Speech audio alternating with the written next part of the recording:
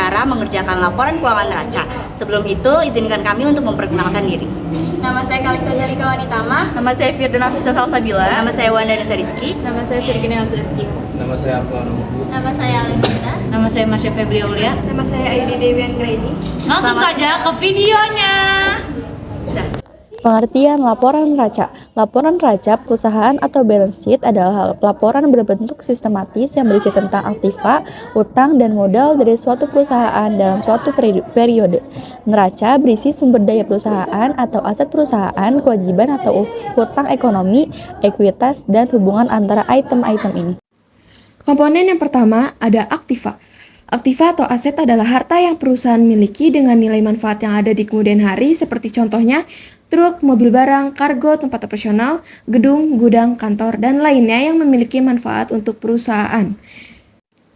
Dalam neraca, aktiva ada dua, yaitu aktiva lancar dan aktiva tetap. Aktiva lancar ini adalah aset yang perusahaan beli tapi tidak bertahan lebih dari satu periode. Sementara, aktiva tetap adalah aset yang perusahaan miliki dengan tujuan untuk digunakan pada waktu yang panjang, tetapi aktiva tetap lebih baik dapat berguna untuk bermanfaat lebih dari satu periode. Komponen dalam neraca yang kedua yaitu ada kewajiban. Dalam neraca keuangan, kewajiban adalah jumlah terutang pada perusahaan pada suatu periode tertentu. Kewajiban atau liabilitas juga sama dengan utang dalam catatan akuntansi. Kewajiban ini ada dua, yaitu utang lancar atau current liabilities dan utang jangka panjang atau long term liabilities.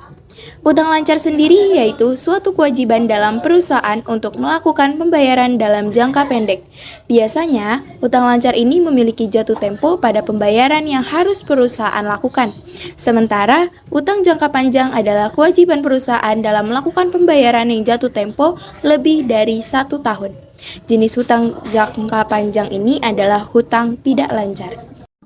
Komponen dalam neraca. Kemudian, modal bisa bertambah jika pemilik usaha ingin menambahkan investasinya saat mendapatkan keuntungan sementara. Modal akan berkurang saat perusahaan mengambil dana investasi atau perusahaan sedang rugi. Dalam neraca, modal terdiri dari saham yang perusahaan setor, laba tanah, cadangan laba, dan juga modal lainnya. Dalam laporan neraca keuangan, modal adalah selisih dari harta dan hutang.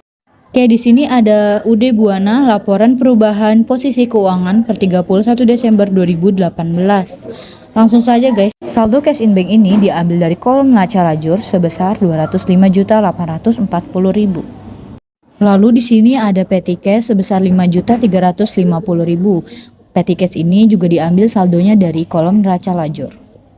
Oke guys, jadi di sini langsung aja kita taruh 5.350.000, lalu selanjutnya ada akun receivable sebesar 709.500.000 rupiah. Kita ambil dari kolom neraca lajur juga. Lalu selanjutnya ada allowance for the full debt, di sini ada sebesar 35.475.000. Di sini bersifat mengurangi. Kita ambil juga dari kolom neraca lajur sebesar 35.475.000. Langsung saja kita masukkan di kolom allowance for the full debt sebesar 35.475.000. Selanjutnya ada merchandise inventory. Di sini kita bukan neraca lajur. Di bagian neraca sebesar 650.400.000. Selanjutnya ada store supply sebesar 4.850.000 yang diambil dari kolom neraca lajur. Lalu ada prepaid insurance sebesar 14.050.000 yang diambil dari kolom neraca lajur. Selanjutnya ada saldo prepaid rent yang juga diambil dari kolom neraca lajur sebesar 18.800.000. Selanjutnya ada saldo prepaid tax yang juga diambil dari kolom neraca lajur sebesar 7.243.500. Lalu total current asset dari seluruh akun aktiva lancar yaitu sebesar 1.580.558.500 rupiah. Selanjutnya ada akun equipment at cost yaitu sebesar 63.300 yang diambil dari kolom neraca lajur. Selanjutnya ada akun equipment akumulasi depreciation yang memiliki jumlah sebesar 17.750.000 yang diambil dari kolom neraca lajur yang memiliki sifat mengurangi.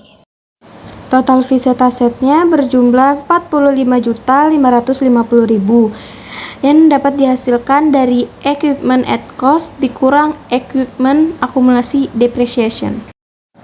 Jadi total dari semua aset sebesar 1.626.108.500. Untuk di kelompok akun kewajiban dan hutang, mengambil nominal dari neraca lajur di bagian neraca. Lalu untuk total payable ada Rp817.800.000. Untuk kelompok liability juga diambil nominalnya dari neraca lajur. Untuk total liability ada Rp1.102.800.000. Lalu untuk kelompok modal mengambil nominal dari laporan perubahan modal. Dan untuk price, karena modal ini sudah digabungkan dalam laporan perubahan modal, jadi dikosongkan saja ya guys. Lalu untuk total equity di sini ada 523.308.500. Lalu di sini tercatat total pasifa itu sebesar 1.626.108.500. Sekian penjelasan dari kelompok kami, kurang lebihnya mohon maaf. Wassalamualaikum warahmatullahi wabarakatuh. Dadah.